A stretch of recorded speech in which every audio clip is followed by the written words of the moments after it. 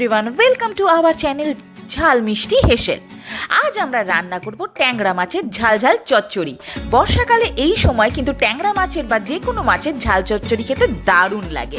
তার জন্য আমি এখানে ট্যাংরা মাছ নিয়ে নিয়েছি, কিছু আলু কুচি করে নিয়েছি, লম্বা লম্বা কেটে পেঁয়াজ কুচি নিয়েছি, টমেটো কুচি নিয়েছি, লঙ্কা নিয়েছি আর নিয়েছি রসুন কুচি। ট্যাংরা মাছের ঝাল চচ্চড়ি দেখার জন্য আপনাকে কিন্তু পুরো ভিডিওটা দেখতে হবে। তাহলে এবার শুরু করে দিই ট্যাংরা মাছের ঝাল চচ্চড়ি। এবার কড়াই গরম হয়ে গেলে কড়াইয়ের মধ্যে কিছুটা সর্ষের তেল দিয়ে দেব। সর্ষের তেলটা ভালো করে গরম হয়ে এলে এর মধ্যে নুন দিয়ে হলুদ দিয়ে মাখিয়ে রাখা ট্যাংরা মাছগুলোকে একে একে কড়াইয়ে দিয়ে এপিট ওপিট করে ভালো করে ভেজে নেব।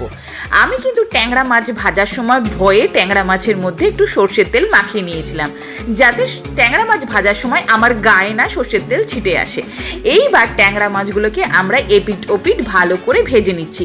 আমি বেশি লালচে লালচে করে ভাজবো না, হালকা একটু ভেজে ট্যাংরা মাছগুলোকে তুলে রাখবো। আবার কিছুটা মাছ আমরা কড়াইয়ে দিয়ে দিলাম, ওই মাছগুলোকে তুলে এবার আবার একটা ব্যাচ আমরা ভেজে নেব। ট্যাংরা মাছগুলোকে ভাজার সময় কিন্তু তেল ছিটতে পারে, নয় ঢাকা দিয়ে দেবেন, নয় সর্ষের তেল মাখিয়ে নেবেন, তাই সাবধানে ট্যাংরা মাছগুলোকে ভেজে নেবেন। ট্যাংরা মাছগুলোকে এখানে আবার আমরা একটু ভালো করে ভেজে নিচ্ছি, লালচে লালচে করে।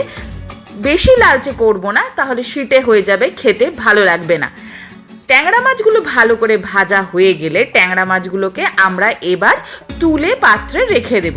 এবার যে কড়াইতে আমরা ভাজলাম সেই কড়াইয়ের তেলেই আমরা অল্প তেজপাতা আর কালো জিরে দিয়ে দেব। তারপরে দিয়ে দেব আমরা যে কুচিয়ে রসুন রেখেছিলাম সেই রসুন কুচি। এবার ভালো করে জিনিসগুলোকে হালকাভাবে ভেজে নেব।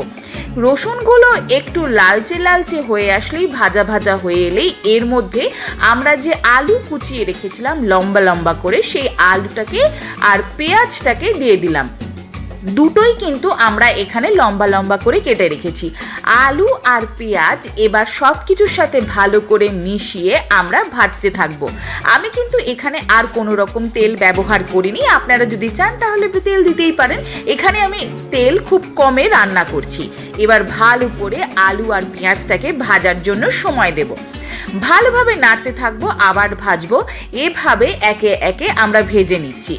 আলু আর পেঁয়াজটা হালকা একটু নরম হয়েছে কিনা বারবার নেড়ে চেড়ে আমাদের দেখতে হবে।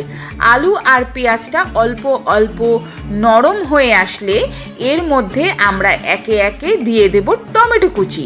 টমেটো কুচিটা দিয়ে এবার টমেটোটা যতক্ষণ না নরম হবে ততক্ষণ আমরা ভালো করে ভাজতে থাকবো। আলুটা 50% ভাজা হয়ে গেলেই আমি এখানে টমেটো কুচি দিয়েছি, যাতে টমেটোটা ভালো করে নরম হয়ে যায়। এরপরে দিয়ে দিলাম হলুদ গুঁড়ো, তারপরে দিয়ে দেব নুন, তারপরে এখানটা ভালো করে মিশিয়ে নেওয়ার জন্য দিয়ে দেব ধনে গুঁড়ো আর জিরে গুঁড়ো। এই সমস্ত কিছু দিয়ে জিনিসটাকে ভালো করে ভাজা ভাজা করব।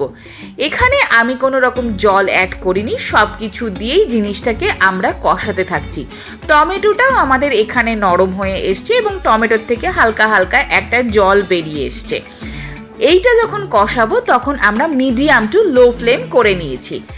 আমরা আলু আর সমস্ত জিনিস ভালো করে মশলাগুলো কষে গেছে এবং এর মধ্যে থেকে কাঁচা গন্ধ বেরিয়ে গেছে। এরপরে আমরা অ্যাড করব এর মধ্যে জল অ্যাড করে আমরা এই জলটাকে ভালো করে মশলার সাথে মিশিয়ে কিছুক্ষণ ফুটতে দেব। এই জল দেওয়ার পরে কিন্তু দারুণ একটা গন্ধ ছাড়বে ফোটার সময়। এরপরে দিয়ে দেব এখানে লঙ্কাগুলো, আমি যে কেটে রেখেছিলাম সেই লঙ্কাগুলো। তারপরে ঝোলটা ফুটে এলে একে একে আমি মাছগুলো এর মধ্যে দিয়ে দেব।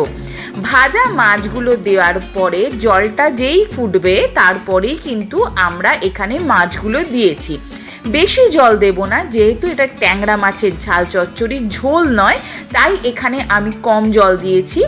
জলটা দিয়ে ফুটে যখন গেছে আমরা দেখে নিয়েছি আলুগুলো সমস্ত সিদ্ধ হয়ে গেছে এবং মাছটাও খুব ভালো রকম হয়ে গেছে কাই কাই। এবার আমাদের তৈরি হয়ে গেছে ট্যাংরা মাছের ঝাল চচ্চড়ি। নামানোর আগে আমরা এর মধ্যে উপর থেকে একটু ধনেপাতা দিয়ে দিয়েছি। রেডি টু ট্যাংরা মাছের ঝাল চচ্চড়ি। এবার শুধু খাবারের অপেক্ষা। যদি এই চ্যানেলটি আপনার পছন্দ হয়ে থাকে প্লিজ সাবস্ক্রাইব করবেন, লাইক করবেন, কমেন্ট করবেন, পাশে থাকবেন। ভালো থাকবেন। Bye bye.